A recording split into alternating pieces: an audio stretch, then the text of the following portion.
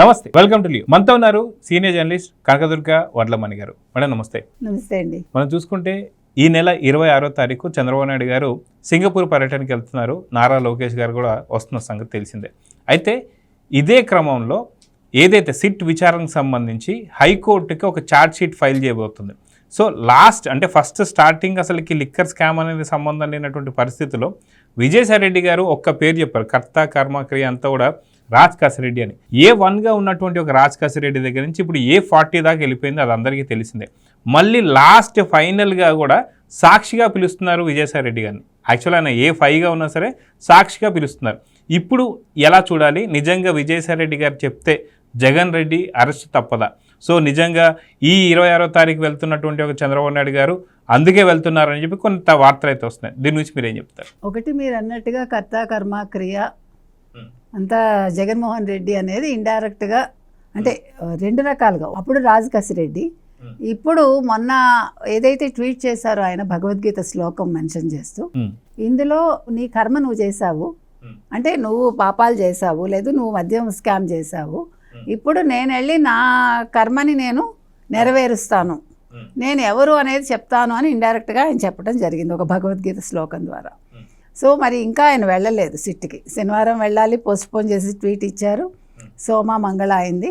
అయితే ఇప్పుడు విజయసాయిరెడ్డి నోరు విప్పితే, ఒకవేళ జగన్మోహన్ రెడ్డి అని అల్టిమేట్గా చెప్తే, ఇప్పుడు సిట్ నిన్ననే ఛార్జ్ షీట్ ఫైల్ చేస్తుందని తెలుస్తుంది మనకి. మొత్తం అన్నీ వాళ్ళ దగ్గర కరెక్ట్ ఎవిడెన్స్లు వచ్చేసాయి. తర్వాత ఫారెన్సిక్ నుంచి కూడా వాళ్ళన్నీ కూడా రిట్రీవ్ చేసి మొత్తం అవన్నీ తీసుకోవటం జరిగింది. ఇప్పుడు అన్నీ కూడా పక్కాగా వాళ్ళ దగ్గర ఉన్నాయి. నెంబర్ 1. నెంబర్ 2 ఏంటంటే, ఇప్పుడు రాజ్ కాసిరెడ్డి చెప్పాక మొత్తం లిక్కర్ స్కామ్ అంతా కూడా కదిలింది. ఎవరెవరు మూల స్తంభాలు, ఎక్కడి నుంచి ఎలా డబ్బు వెళ్ళింది, అసలు మనం ఊహించిన పేర్లన్నీ మనకి తెర మీదకి వచ్చి మొత్తం అంతా గందరగోళం అయితే జరిగింది. ఇప్పుడు మీరు అన్నట్టుగా ఆ రోజు చంద్రబాబు నాయుడు గారిని అరెస్ట్ చేసినప్పుడు మనకి తెలుసు ఎవరు జగన్మోహన్ రెడ్డి గారు లండన్ పారిపోయారు. కాకపోతే అప్పుడు నాకేం తెలియదు, నేను అప్పుడు లేను, ఎత్తేసారు అని ఆయన ఒక డైలాగ్ వేయటం జరిగింది వచ్చాక. అయితే ఇప్పుడు మీకు చంద్రబాబు నాయుడు గారు 26వ తారీఖు సింగపూర్ వెళ్తున్నారు. అంటే దేనికోసం? అమరావతి రాజధాని నిర్మాణంలో అసలు సింగపూర్ ఎలా ఉంది, సింగపూర్లో అంటే అక్కడ మొత్తం వివరాలు తెలుసుకోవటానికి, వాళ్ళు ఏ రకంగా అంటే ఉద్యానవనాలు ఎలా ఏర్పాటు చేశారు, వాళ్ళు రాజధాని ఎలా నిర్మించారు, అక్కడ కన్స్ట్రక్షన్స్ ఏంటి, మనం ఏ రకంగా అమరావతిలో దాన్ని ఫాలో చేయొచ్చా చేయకూడదా, ఒక బృందంతో వారు వెళ్ళడం అయితే జరుగుతుంది. ఇప్పుడు అందరూ అంటున్నది ఏంటంటే, అంటే వైసీపీ శ్రేణుల్లో వినిపిస్తుంది ఏంటంటే, ఈయన అరెస్ట్ చేయిస్తారు, అందుకోసమే చంద్రబాబు నాయుడు గారు 26వ తారీఖు సింగపూర్ వెళ్ళిపోతున్నారు.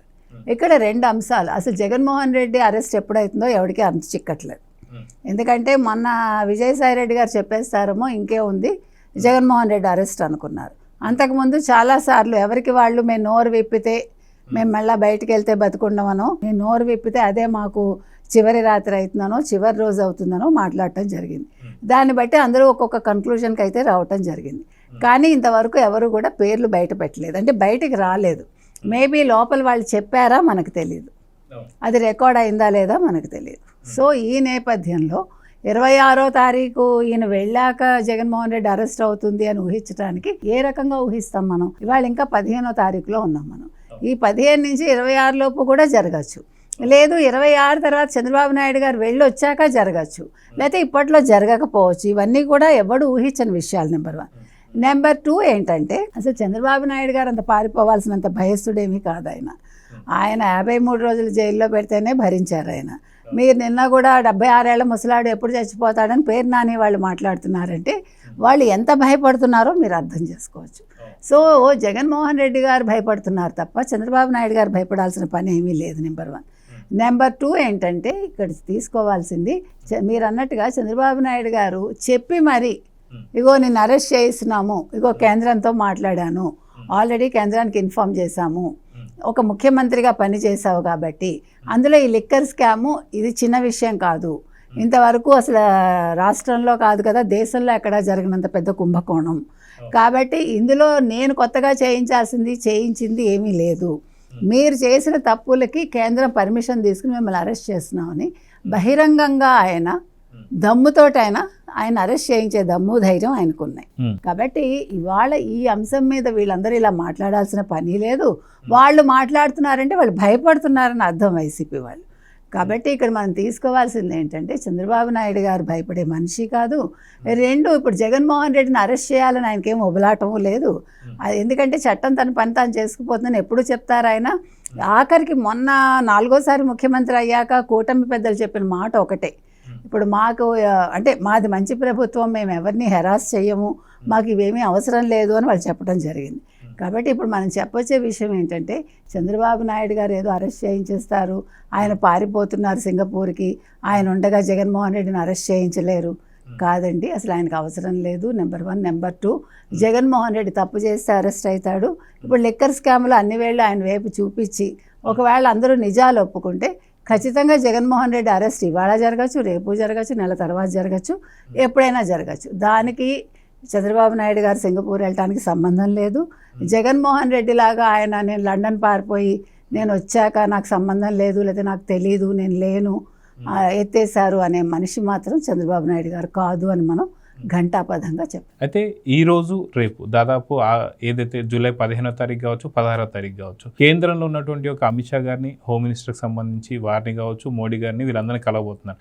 అయితే కొంతవరకు అయితే జగన్మోహన్ రెడ్డికి సంబంధించిన కేసుల గురించి, తను చేస్తున్న అక్రమాల గురించి, తను చేస్తున్నటువంటి ఒక పరామర్శ యాత్రలో బలిదానాల గురించి కూడా మనం చూస్తూ వస్తున్నాం. సో ఇవన్నీ కూడా చెప్పబోతున్నారు అని చెప్పేస్తే కొంత వార్తలు, మీరేమంటారు? ఖచ్చితంగా ఇప్పుడు రేపు వాళ్ళు బనకచెర్ల దీనికి సంబంధించి 2 రాష్ట్రాల ముఖ్యమంత్రులు కలుసుకుంటున్నారు, కేంద్ర జలవనరుల శాఖ మంత్రిని కలుస్తున్నారు. ఈ సందర్భంగా ఆయన అమిత్ షాను కలిసి చెప్పాల్సిన అవసరం ఎంతైనా ఉందండి.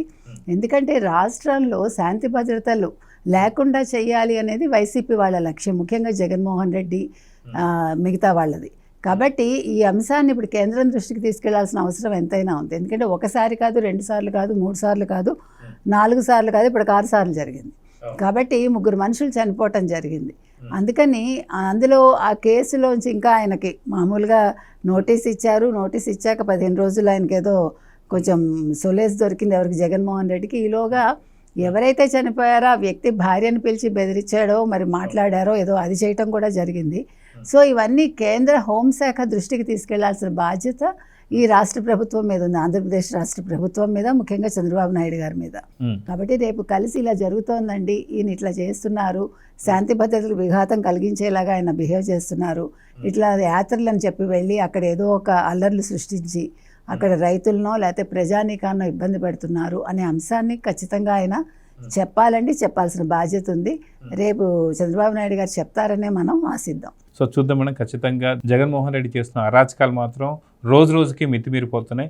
అదిగాక పేర్ని నాని లాంటి వాళ్ళని కావచ్చు, వాళ్ళని యథేచ్ఛగా బూతులు కూడా తిట్టిస్తూ వస్తున్నారు. సో ఖచ్చితంగా కేంద్రానికి ఏదైతే జరుగుతున్నటువంటి సందర్భాలన్నీ చెప్పడం కావచ్చు, జగన్మోహన్ రెడ్డి అరెస్ట్ కావచ్చు అతి తొందరలో ఉందని చెప్పి అర్థమవుతుంది. సో చూద్దాం జరగబోతుంది. నమస్తే. Please subscribe to Leo news for more videos.